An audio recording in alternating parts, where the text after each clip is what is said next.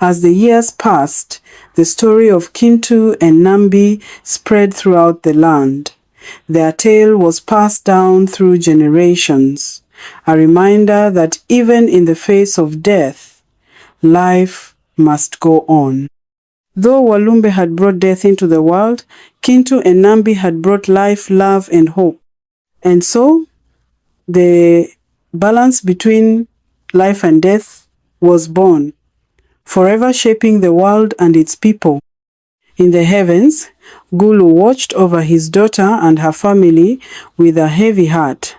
Though he wished he could have protected them from Walumbe's curse, he knew that life on earth was now intertwined with death. Yet, Ggulu found solace in the resilience of Kintu and Nambi's descendants, who carried on their legacy of strength, wisdom, and love. Walumbe, hiding in the shadows of the underworld, still waits for the day when he will rise again.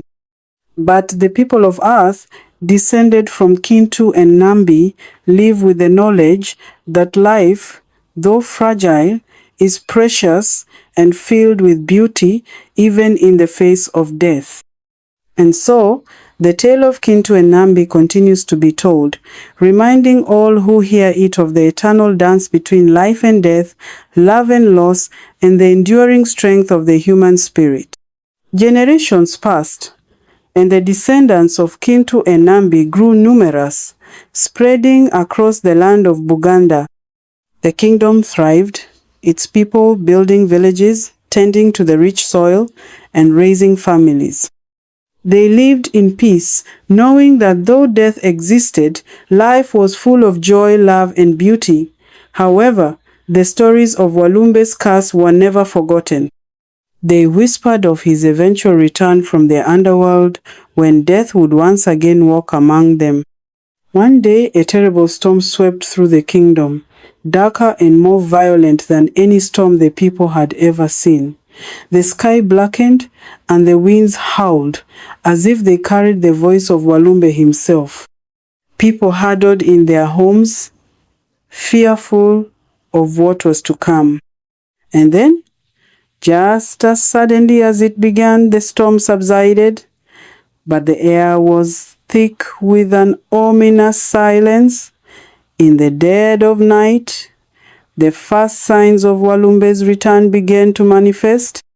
A child fell ill and died suddenly, followed by an elder the next morning. The village mourned, knowing what this meant. Walumbe had resurfaced from the underworld. Kaikuzi, who had remained watchful, immediately knew his brother had returned to cause more suffering. He descended once again from the heavens, determined to finish what he had started all those years ago. He called upon the spirits of his ancestors for strength, preparing for one final chase to rid the world of Walumbe's curse. Walumbe, now more powerful from centuries spent in the underworld, was no longer hiding. He wandered the earth freely, spreading death wherever he went. Kaikuzi confronted his brother once again, demanding that he stop his destruction and return to the underworld where he belonged. But Walumbe was defiant. "I am part of this world now," he sneered. "Death cannot be undone. You will never catch me, brother." Undeterred, Kaikuzi pursued Walumbe with renewed determination. They raced across the land once more, their chase covering mountains, forests, and rivers. But Walumbe was clever. He would disappear into the earth, only to reappear in another part of the kingdom, bringing death in his wake. The people of Buganda watched the chase unfold, praying for Kaikuzi's success. Each time he got close, Walumbe would slip through his fingers, leaving behind the heavy toll of death. Desperate for relief from the suffering, the people of Buganda gathered together to plead with the spirits of their ancestors. They offered sacrifices and prayed for guidance. One night, the spirit of Kintu appeared to the village elders in a dream.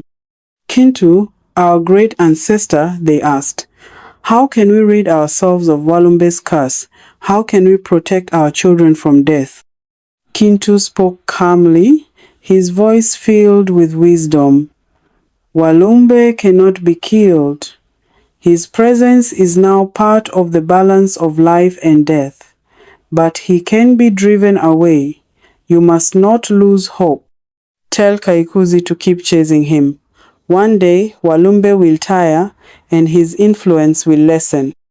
With these words, the elders woke and immediately sought out Kaikuzi. They told him of Kintu's message, and Kaikuzi, filled with new resolve, continued the chase. As years passed, Walumbe's strength began to wane. Though he still brought death, he grew weary of being hunted by his relentless brother. Kaikuzi had not stopped, and Walumbe, now tired of the endless pursuit, began to hide once again, retreating into the darkest corners of the earth.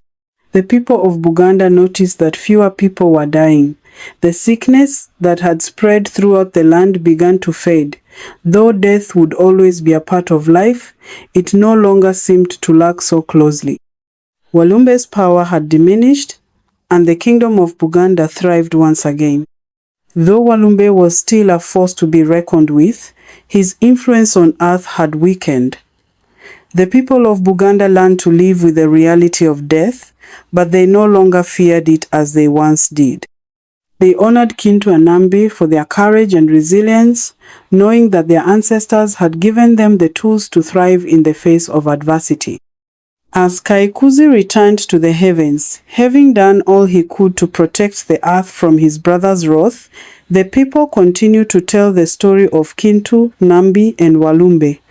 Parents would gather their children around a fire and speak of the great chase, of the balance between life and death, and of the importance of living fully despite the inevitable end.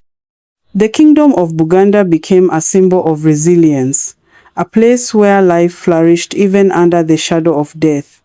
The land was abundant with crops, the cattle thrived, and the people multiplied.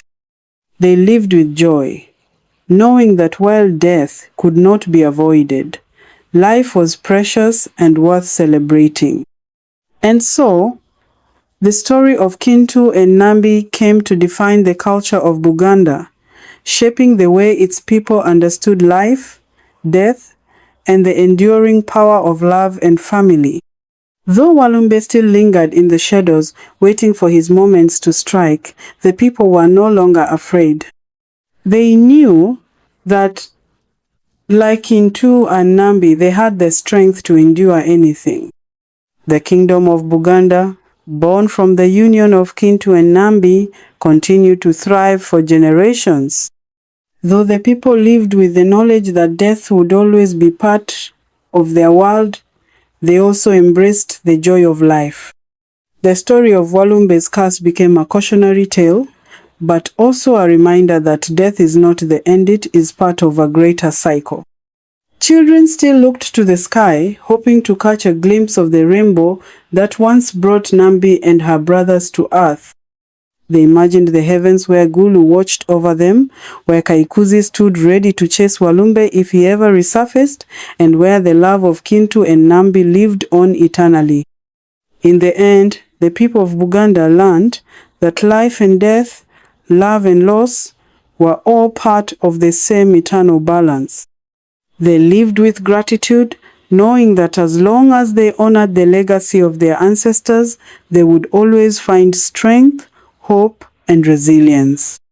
And so the story of Kintu, Nambi, and Walumbe became more than just a tale of creation and destruction.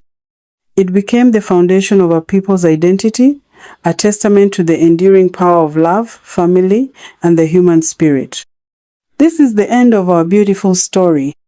Have you ever heard this story before? Comment below and tell us how your elders told it.